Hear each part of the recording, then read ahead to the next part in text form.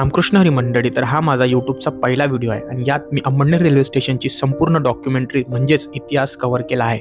तर मग या व्हिडिओला भरभरून प्रेम द्या आणि सुरू करूया व्हिडिओला.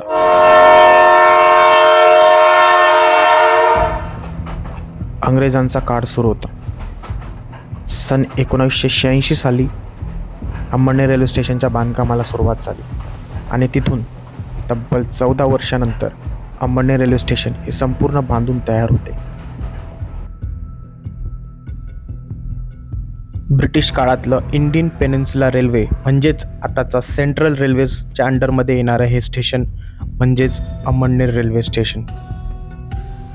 या रेल्वे स्टेशन बांधण्यामागचं मुख्य कारण एकच होतं की आपल्या या खानदेश या भागाला गुजरात ह्या भागाशी जोडणं आणि व्यापार जास्तीत जास्त प्रमाणात होणं. म्हणजेच आपल्याकडं त्यावेळेला कपासाचं उत्पन्न खूप जास्त होतं आणि कॉटन हे खूप मुख्य घटक होता आणि याला ट्रान्सपोर्ट करण्यासाठी ह्या रेल्वे स्टेशनची स्थापना झाली.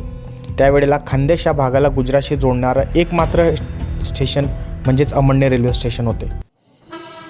पहिली ट्रेन जी या रेल्वे स्टेशनवर थांबली ती म्हणजेच आपली पॅसेंजर ट्रेन, जी उधना टू जळगाव अशी सुरू झाली होती.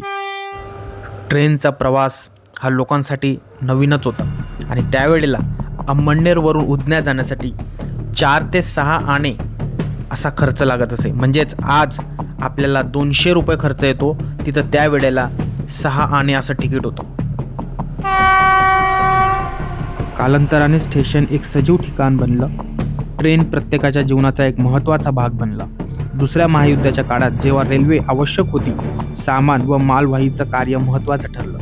अंमळनेर त्याच प्रतिकाराने उभं राहिलं. सुरुवातीला ज्यावेळेला अंमळनेर रेल्वे स्टेशनची स्थापना झाली त्यावेळेला सिंगल लाईन होती आणि एकच प्लॅटफॉर्म ऑपरेट होता.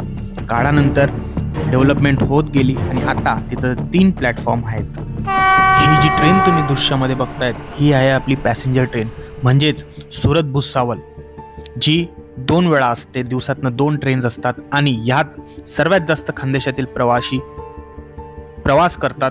खानदेशातून सुरतला जाण्यासाठी आणि व्यवसाय करण्यासाठी आणि उद्योग करण्यासाठी भरपूर लोक ह्या ट्रेनमध्ये रेग्युलर प्रवास करत असतात. मग बाबा बोला. किती वर्षापासून सर्व्हिस करता तुम्ही? 25 वर्ष.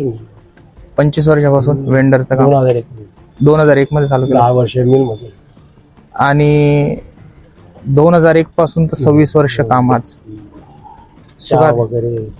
हे तुमचंच आहे वेंडर आणि दरवर्षाला रिन्यू वगैरे करावं लागतं? दर वर्षाला सरकारकडून. आणि त्याच्यावर विकला जाणारा सामान हा स्पेसिफिक कंपनीकडून घ्यावा लागतो? कंपनीकडनं घ्यायला लागतो जे तर. आणि याच्या आधी जे 25 वर्षाचा तुमचा प्रवास होता, किती बदल बघितला तुम्ही रेल्वे स्टेशन? बरोबर. त्या टायमाला एवढं काहीच नव्हतं. लाईन होता, सिंगल लाईन होती, एकच लाईन होती गाडी आणि 3 लाईन आहेत. आता 3 लाईन डबल लाईन होऊन गेली. बरोबर. आणि त्यावेळेला एवढ्या ट्रेन पण थांबत नव्हत्या. रेल्वे स्टेशनला जरी 125 वर्ष झाले असणार तर केवढा बदल आहे की आज सगळ्या ठिकाणी डिजिटल प्लॅटफॉर्म झाला आहे. पेमेंट करायचं असेल, तिकीट काढायचं असेल, सगळ्या गोष्टी डिजिटल आहेत.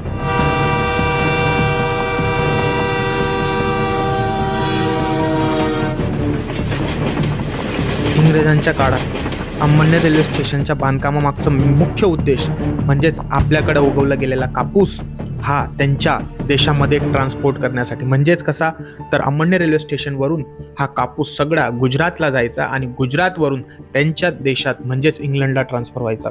खूप महत्त्वाचं काम अंमळनेर रेल्वे स्टेशन त्यावेळेला करत होते आणि अजूनही भरपूर माल वाहतुकीचं काम अंमळनेर रेल्वे स्टेशनद्वारे होते. आता जे दृश्य तुम्ही माझ्यासमोर बघताय ते म्हणजे रेल्वे न्यायालय भुसावळ कॅम्प अंमळनेर. म्हणजेच काय तर मुख्य न्यायालय हे भुसावळ रेल्वे स्टेशनवर असून हा अंमळनेर रेल्वे स्टेशनला उभारण्यात गेलेला एक कॅम्प आहे. ह्या कॅम्पचं काम असं होतं की रेल्वे स्थानकावर जेवढेही कर्मचारी काम करायचे त्यांच्याबरोबर कुठल्याही प्रकारचा अन्याय झाला तर त्यांना इथं न्याय मिळत असे.